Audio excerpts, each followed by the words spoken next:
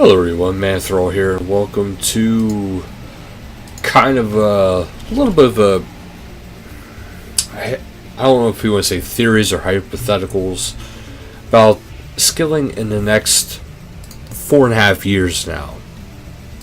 So there has been a lot of talk about there being the new plan. So my thought is, let's discuss this. What we think, what you guys think, what I think, what's in store for the next 4.5 years of skilling and PVM.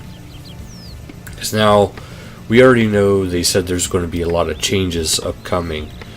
Skilling is going to be more profitable. Things are going to be more widespread. It's not going to be just about PVM making money. It's going to be all over the place. So, I think we've already started seeing some of these changes being implemented. As far as, new monsters whenever they get released. If they have a unique weapon drop, it seems to be, or, gear drop I should say, it seems to be the main way of this new stuff being introduced. So, it's not so much the factor anymore of this is going to drop weapons, that's going to drop armor, that's going to drop this, that's going to drop that. We'll have our unique drops from like bosses or sometimes Slayer creatures, which is actually good too because it gives Slayer more depth. But I see more changes also, and a good example of that is being the changes that were made to the cave horrors, the jungle horrors, and now the unspeakable horrors. It's all more of there's more gold being dropped. Now I know I didn't fight a whole lot with them, but most of the drops were kind of either jewelry, which I hope to see that kind of go too. But yet again, at the same time, if you, well, no, I think that actually should be gone because that would make gems more valuable, gold more valuable.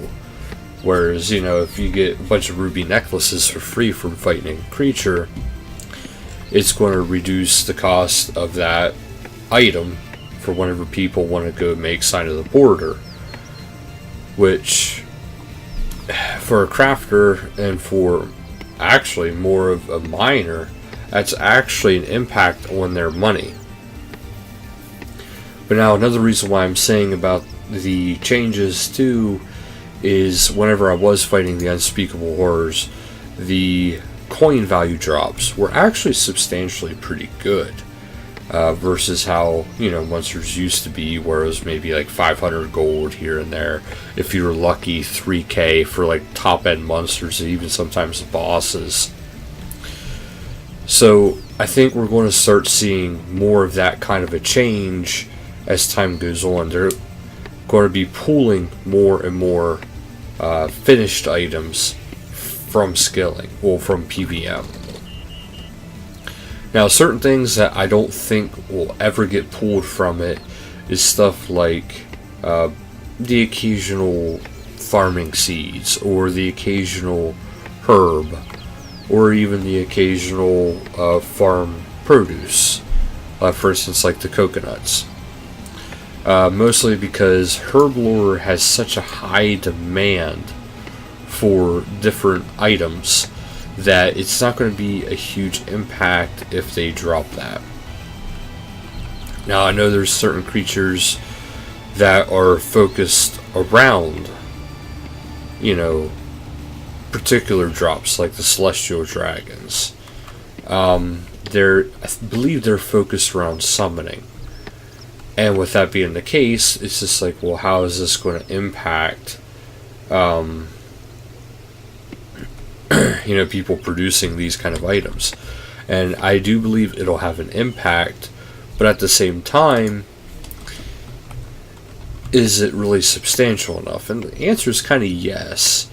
It is kind of substantial enough, because those items now have less value due to them being dropped from other things. So the only way to really, really actually make it more worthwhile for skillers on their regards is to have these kind of creatures as a slayer task only. So you couldn't go to the celestial dragons and just farm them. I'm using them as an example, but you know, no longer would you be able to just farm certain creatures like that are, you know, focused around a certain category. It should be slayer task only, because then it makes those slayer tasks more valuable. I believe other things should be kind of focused around that too, such like, you know, the metal dragons, where they're trying to avoid dropping different types of metals, ores, bars, and stuff like that. This way you actually have to go out, you have to mine it, you have to smith it, you have to put forth the work, or you have to buy it, which is very good. But the metal dragons can kind of mess with that, because you can get a lot of steel, you can get a lot of mithril. It can have an impact. So I'm thinking, instead of that, maybe they could drop the scales. Mithril scales, iron scales, steel scales, and these scales will be used to craft something else. I believe that's the angle that should kind of go. And it could even be dragon chain mail, you know, mithril dragon chain mail. And what that could be is, it could be, you know, a new type of range gear. It'll be kind of like your tankier range gear, and the current dragon hide could be more of your offensive dragon hide. So that's these different kind of implementations that I believe that we could start seeing down the road. And I wanted to get this out there because I kind of want you guys to prepare that there is going to be a lot of changes. They might be slow and subtle, but they are coming. Now, the biggest problem is that also means there's going to be a lot of reworks as far as monster drop tables go, which could be good and could be bad for some people, but it is coming. It has already been starting, and I think we're going to be seeing more and more of that as time goes on, especially whenever they go into the final phases. Right now, with the mining and smithing rework coming up, certain creatures are changing just a little bit, but once it actually gets fully implemented, you can expect to see this kind of stuff off of the drop tables. So things will be removed, and as time goes on, it's going to happen again and again and again with different skills. You'll start seeing it disappear from fletching, wood cutting, cooking, fire making. You know, you'll slowly but surely see it disappear from the other skills. So what this means for you guys as well as me is, it's actually a good time to probably start saving up your drops.